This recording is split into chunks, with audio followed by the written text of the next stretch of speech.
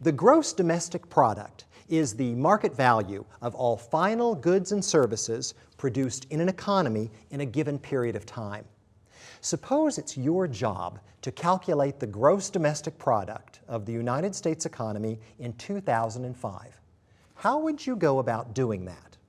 Well, keep in mind that every transaction in the economy has two sides, the buyer and the seller.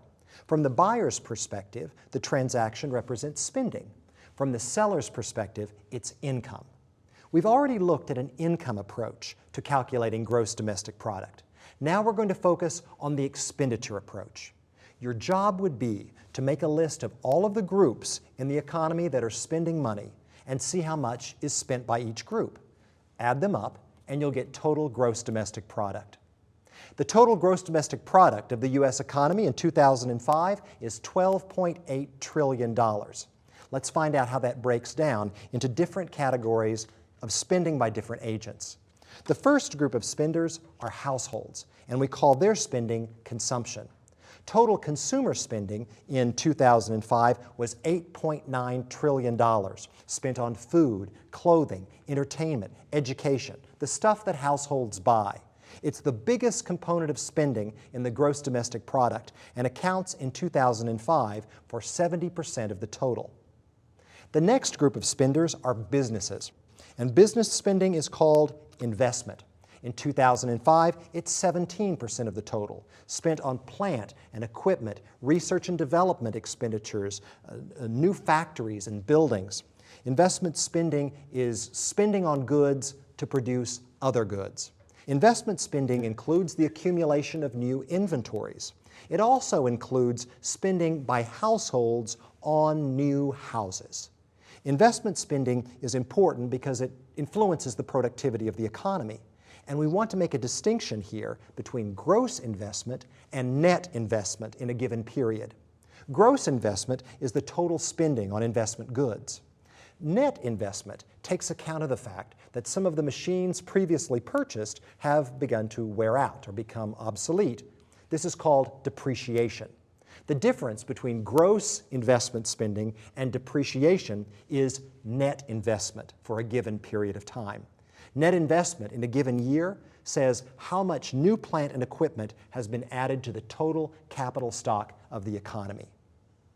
The third category of spending is spending by the government. The government spending was 19% of GDP in 2005. This is spending by the government on goods and services, new roads and bridges.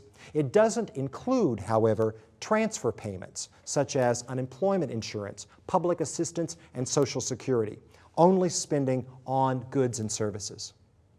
That brings us now to the final category of spending, and that is net exports.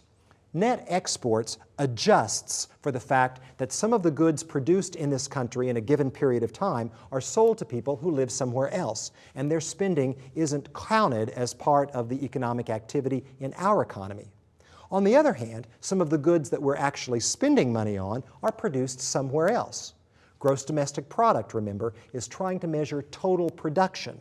So we've got to take account of spending on goods that are produced other places and people other places spending on goods produced here. We do that by taking the difference between our exports and our imports. Exports are goods that we're producing in this country and selling to folks living abroad. Imports is spending in this country that's actually being spent on goods produced in other countries. Subtracting imports from exports gives net exports. And in 2005, that adjustment was 6% of our total GDP. 6% with a negative sign because exports are less than imports in 2005. The U.S. is running a trade deficit. Now, in order to find total gross domestic product, simply add up the spending in each of those four categories. Consumption plus investment plus government spending plus net exports equals total GDP. In this lesson, then, we've illustrated the expenditure approach to calculating gross domestic product. You can use the expenditure approach or the income approach because every transaction has two sides, and in the end, spending equals income.